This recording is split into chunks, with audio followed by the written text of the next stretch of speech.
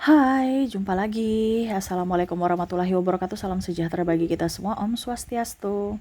Hari ini saya mau reading untuk kalian bintang Aquarius ya. Tema kita kali ini adalah petunjuk semesta untukmu, untuk kebahagiaanmu di hari esok. Lakukanlah agar kamu tidak menyesal. Kira-kira apa ya? Petunjuk-petunjuk untuk dirimu ya. Nanti kita lihat sesuai dengan energi dari kartu tarot. Oke, tetapi sebelum kita mulai, jangan lupa di like, comment, subscribe channel Ica Tarot dan Ica Tarot WS Indo, supaya ke depan saya bisa lebih bersemangat untuk membacakan readingan-readingan di hari-hari berikutnya untuk kalian. Dan jangan percaya 100% tarot, ini hanya sebuah game, kalian tetap harus selalu berserah kepada sang pencipta ya. Dan walaupun ini hanya sebuah games, memang bukan games biasa, melainkan games menyerap energi, sehingga saya minta kepada kalian untuk bisa lebih bijaksana dalam menyikapi readingan yang akan saya bacakan nanti. Yang baiknya bisa diambil, buruknya diabaikan aja, dibuang aja, ataupun bisa kamu pakai untuk mengintrospeksi diri kamu, ataupun bisa kamu pakai untuk mencari solusi dari permasalahan yang kamu hadapi. Dan kalaupun kalian ingin personal reading, coaching, dan konsultasi, bisa menghubungi saya. Saya sudah sematkan link WA saya di deskripsi atau yang ada di atas ini. Silahkan kalian menghubungi saya dan itu berbayar. Dan kalaupun juga kalian ingin mendengarkan readingan lainnya, baik karir, keuangan, percintaan, ataupun games-games lainnya, bisa langsung ke playlist, semua sudah tertera di situ, tinggal kamu lihat, pilih, dan bisa kalian dengarkan. Oke, kita langsung saja untukmu ya Aquarius, berikan energimu sambil fokus pada kartu, sambil saya baca doa dan saya kocok kartunya. Inilah energi untukmu, petunjuk semesta untuk kamu Aquarius. Aquarius, Aquarius. Kita lihat apa yang ingin semesta katakan kepadamu, petunjuk untuk hari esok. Kartu pertama di sini. Wow, di sini ada Ten of Sword. Hati-hati dengan orang yang munafik. Di depan baik, di belakangnya dia menusukmu. Hati-hati. Saya lihat di sini ada orang yang tidak suka sama kamu atas pencapaianmu, iri hati. Ya, dan ini bukan orang ini ya, bukan orang jauh ya. Ini orang yang mungkin kamu merasa bahwa biasa-biasa aja, tapi ternyata suka ember. Ini satu circle dengan kamu. Entah sahabatmu, entah mungkin pasanganmu sendiri, atau di lingkungan kamu. Ya, yang mana mungkin dia mau komplain sama kamu, tidak suka, tetapi nggak bisa bicara. Dia malah bicara ke orang lain. Ini contoh kalau sahabat kamu mempunyai teman kantor gitu ya.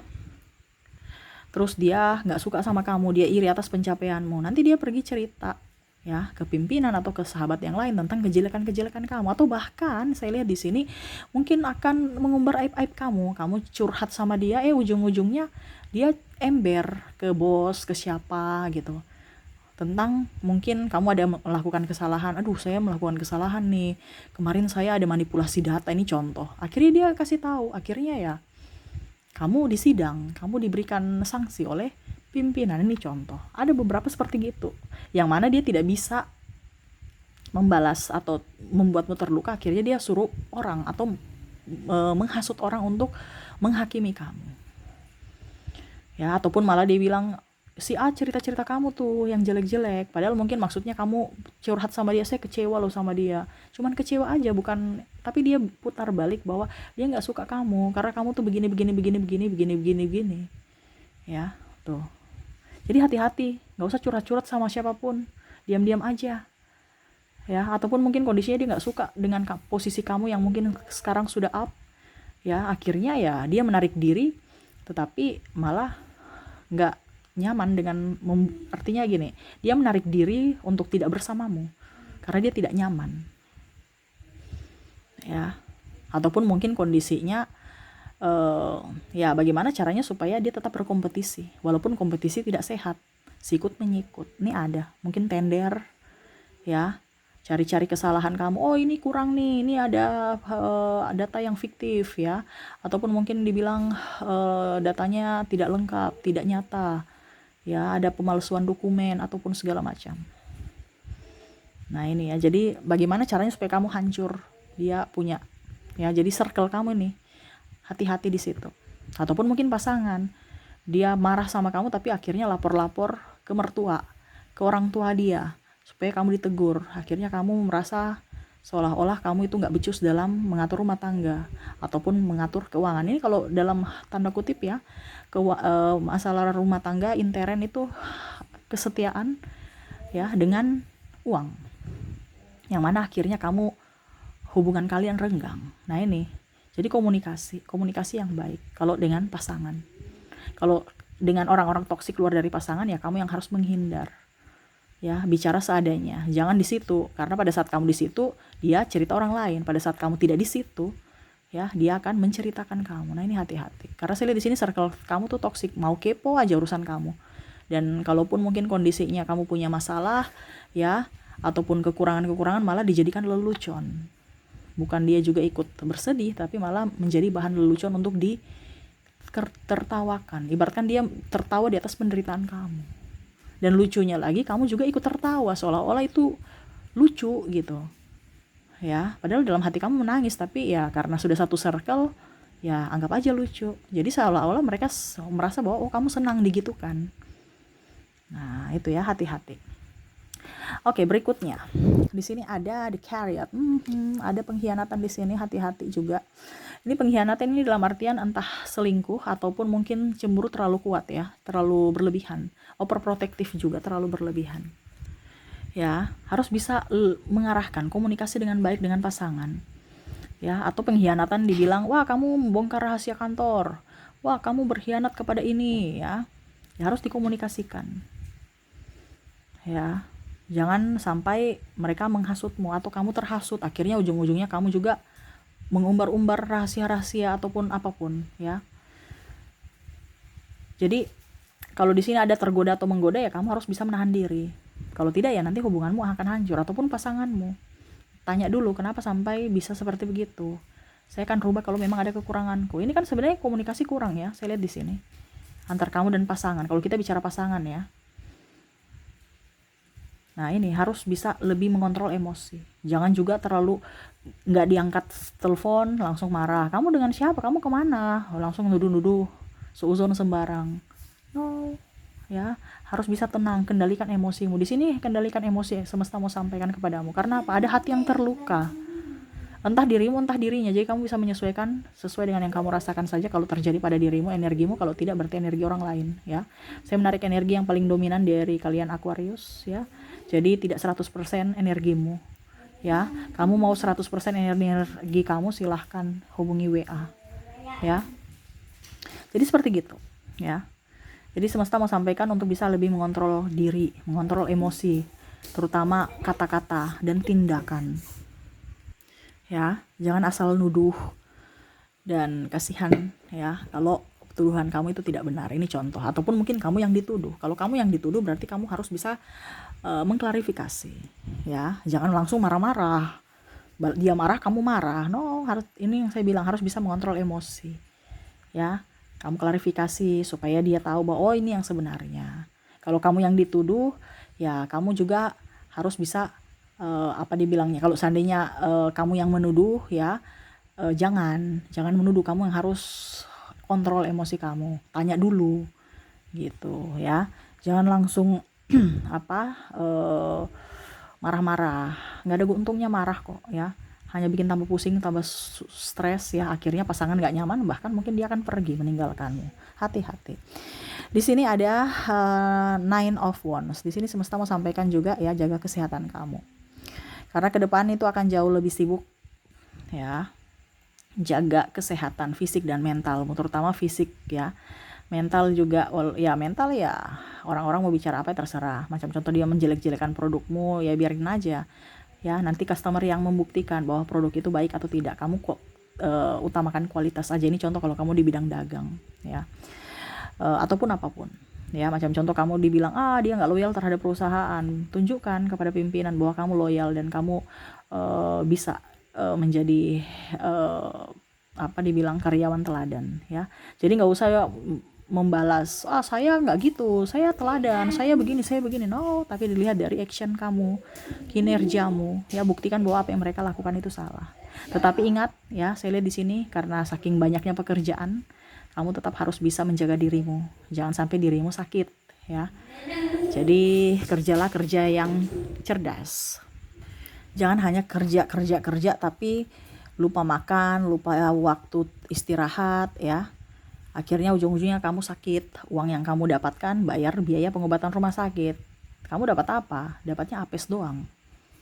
Ya, jadi kerja sesuai for tenagamu. Kalau memang tidak mampu, bilang saya tidak mampu atau minta bantuan. Intinya gitu aja. Jangan malah kamu nyonyor. Karena kamu tuh harus bisa menyiapkan semuanya, ya.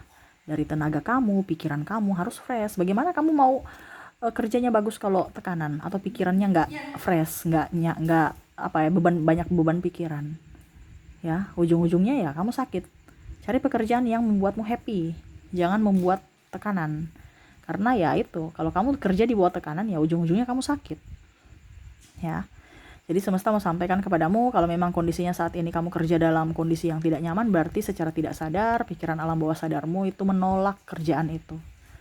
Ya kamu harus ganti. Atau kalau tidak ya kamu yang harus kuat-kuatkan itu. Karena pilihan, hidup ini adalah pilihan. Cuman secara tidak langsung carilah pekerjaan yang membuat kamu happy, pekerjaan dari hobimu, dari passionmu, supaya pekerjaan itu kamu senangi. Ya, tidak ada rasa tekanan, tidak ada rasa capek, dan kamu kerja sungguh-sungguh, hasilnya pun nampak. Gitu. Kalau kamu kerja di bawah tekanan, kerja nggak beres, dapat marah, pusing, stres, ujung-ujungnya sakit, ya kan? Nah, itu jadi semesta mau sampaikan kepadamu, siapkan fisik dan mentalmu untuk pekerjaanmu di hari esok, ya. Karena pekerjaan akan menumpuk, akan banyak, dan di sini tunjukkan kinerja yang baik agar kamu bisa mendapatkan ya secara tidak langsung ya hasil yang maksimal. Dan ya kalau mau dibilang ya bisa mendapatkan gaji juga yang up, ya, sesuai dengan keringat yang kamu keluarkan. Oke, berikutnya di sini Ace of Pentacles. Di sini semesta mau sampaikan ya, kurangi gaya hidup kamu, boros. Ya, kamu terlalu boros, hati-hati. Ya, jangan lebih besar pasak daripada tiang. Banyak nabung karena kebutuhan tak terduga ke depan akan jauh lebih banyak. Semesta mau sampaikan kepada kamu, jangan ikuti gaya hidup orang lain dan membeli barang-barang yang memang perlu, bukan karena keinginan, tapi memang karena kamu membutuhkan barang itu baru kamu beli, ya. Jadi banyak nabung, jangan ikut, aduh itu murah-murah harus beli, diskon kapan lagi. Tapi kalau cuma dimuseumkan di lemari, ngapain? Ya, atau dipakai cuma 1-2 kali, ngapain dibeli? Masih ada kok sepatu-sepatu yang nyaman. Ada loh teman saya ya, saya bilang, sepatu kamu kok banyak tapi kok kamu pakai itu saja. Dia bilang, ya saya nyamannya yang ini. Terus ngapain beli yang banyak-banyak itu? Ya dipakai juga, nanti kalau saya mau pakai baru pakai, tapi pakainya yang itu yang nyaman itu, yang sudah busuk-busuk itu, ya. Bukan busuk tapi apa ya, sepatunya tuh saya lihat itu kayak macam sudah robek, tapi karena saking nyamannya dia pergi ke solo sepatu untuk perbaiki, jahit ya, padahal ada sepatu barunya tuh banyak loh, tapi dia nggak nyaman. Nah ini ya, jadi ngapain dibeli? Ujung-ujungnya saya lihat, wah ini sudah kelopek-kelopek nih, karena terlalu banyak disimpan, bukan dipakai. Jadi rusak karena tidak dipakai, ya. Kalau dibeli sama seperti sepatunya yang dia pakai terus-terus itu ya itu nggak apa-apa kita beli. Tapi kalau cuma untuk dimuseumkan dan akhirnya rusak karena nggak dipakai, ngapain? Apalagi baju, ya, cuman 1-2 kali dipakai, ya, habis itu ujung-ujungnya nggak dipakai lagi. Habis itu mau pakai besok udah sempit atau terlalu kelonggaran karena berat badan naik atau berat badan turun. Nah ini ya, jadi barang-barang yang perlu yang kamu beli. Saya lihat di sini ada godaan banyak, ya, terutama elektronik ini, hati-hati. Jadi ya harus bisa mengontrol emosi dalam berbelanja. Jangan karena diskon ya ujung-ujungnya iya nggak apa-apa kan, bisa pakai kartu kredit aja. Walaupun mau pakai kartu kredit kayak mau dikasih diskon kayak, kalau nggak butuh nggak usah. Contohnya kalau kamu butuh sebagai content creator dan kamu memang butuh kamera HP yang bagus, ya silahkan, nggak apa-apa, karena itu kan kebutuhan untuk karir kamu, itu dibutuhkan gitu, ya. Karena setiap konten kan harus punya gambar yang jelas, suara yang bagus, yang pokoknya warna yang bagus, ya, supaya penonton nyaman. Ya nggak apa-apa dibelikan, kamu beli gitu. Ini yang maksud saya, ada HP bagus tapi cuman untuk nonton konten orang, ngapain? Ujung-ujungnya dia mau jual lagi, harganya sudah drop, ya, jatuh karena second, ya. Seperti gitu. Jadi semesta mau sampaikan ya, banyak nabung karena ke depan kebutuhan tak terduga kamu lebih banyak. Hati-hati dalam berbelanja.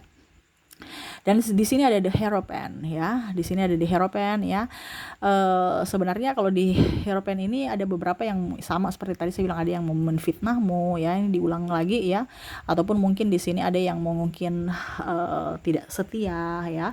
Jadi semesta mau sampaikan kepada kamu untuk bisa mengambil keputusan dengan baik. Ini keputusan. Tadi kan itu orang-orang yang tidak setia ya. Ini keputusan ya, kamu harus bijaksana dalam berucap, bertindak, bersikap. Jangan sampai kamu salah langkah.